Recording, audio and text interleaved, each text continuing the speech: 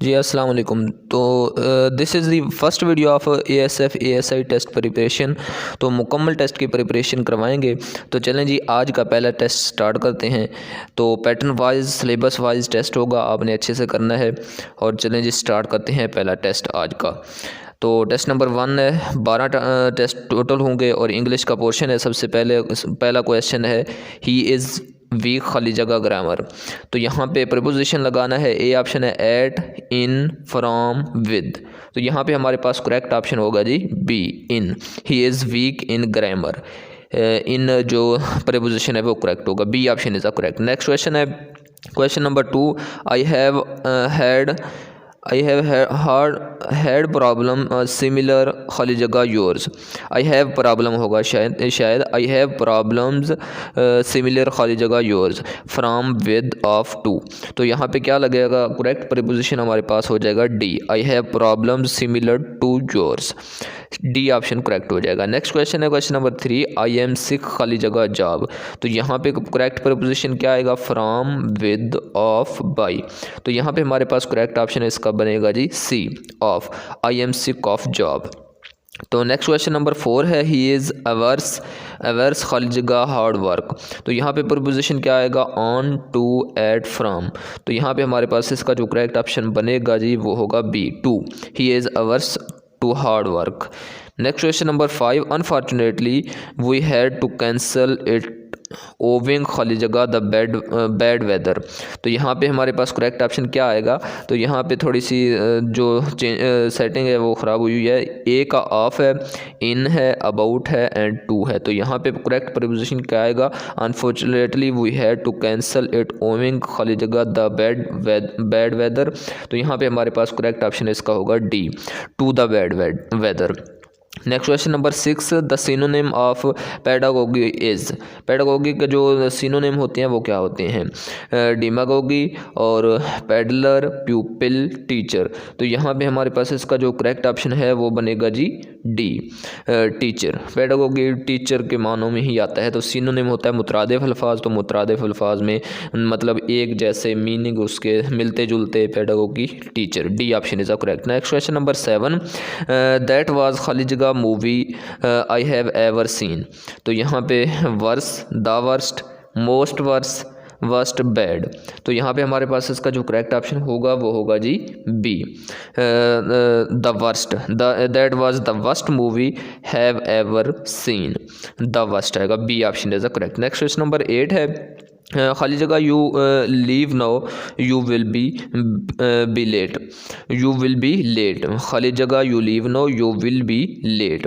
तो यहाँ पे हमारे पास इसका जो करेक्ट ऑप्शन बनेगा until, till, unless, although. Correct option हमारे पास इसका बनेगा जी C, unless. Unless you leave now you will be late. C option is the correct. Next question number 9, I knew he खाली जगह fail in exam. A option shall, B option will, C option would, D option both and A and B. तो यहाँ पे इसका जो correct option बनेगा हमारे पास वो होगा जी C, would. I knew he would fail in exam. तो नेक्स्ट क्वेश्चन नंबर 10 है, the antonym of singular is खाली जगह।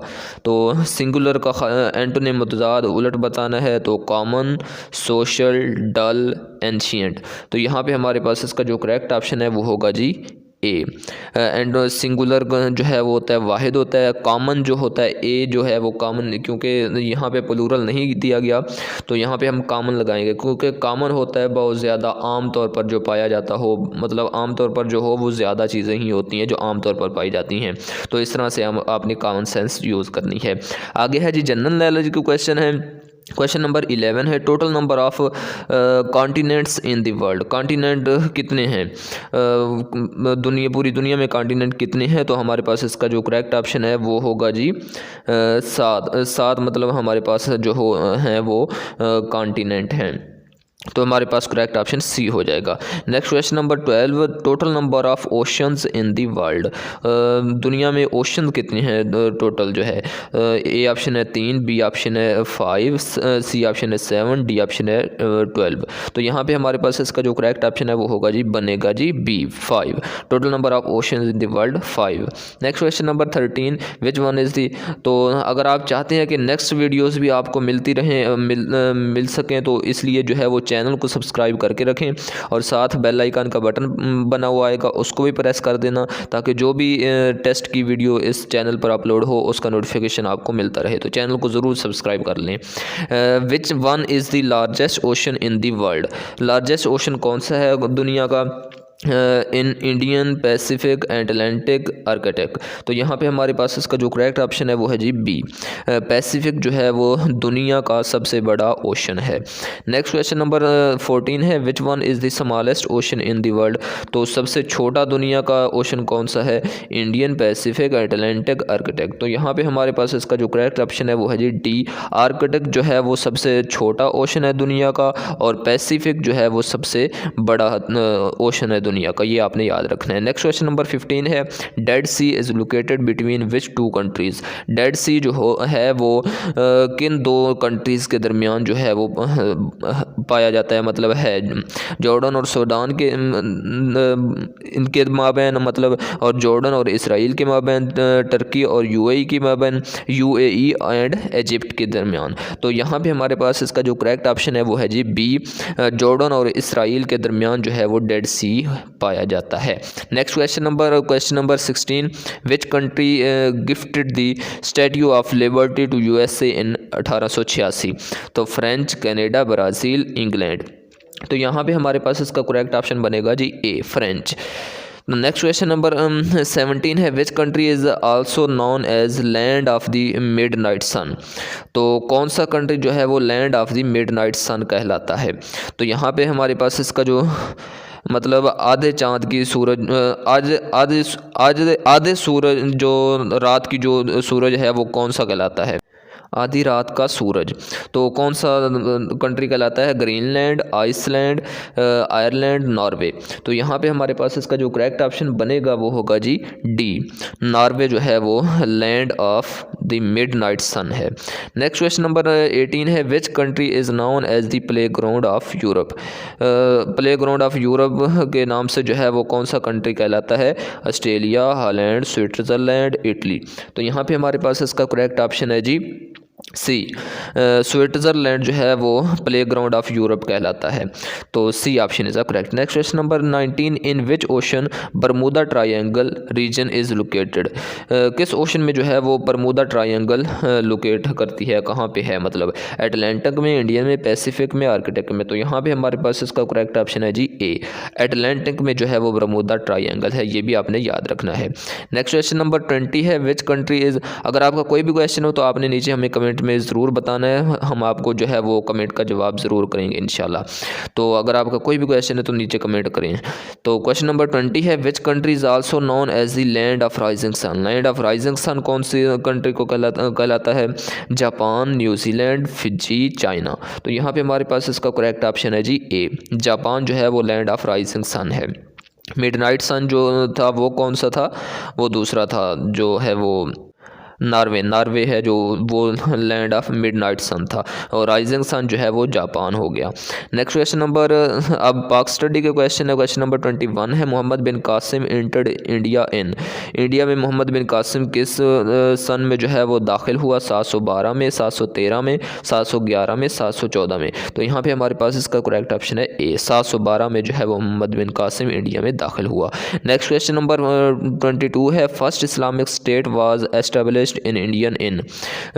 इस्लामिक स्टेट जो है वो इंडिया में कब जो है वो पहली मरतबा जो है वो बनी थी, इस्टेब्लिश हुई थी? 1206 में, 1202 में, 1208 में, 1209 में। तो यहाँ पे हमारे पास इसका जो करेक्ट ऑप्शन है वो है जी ए, 1206 में। Next question number 23, Qutbuddin Aibak became the first ruler of Islamic state of India in.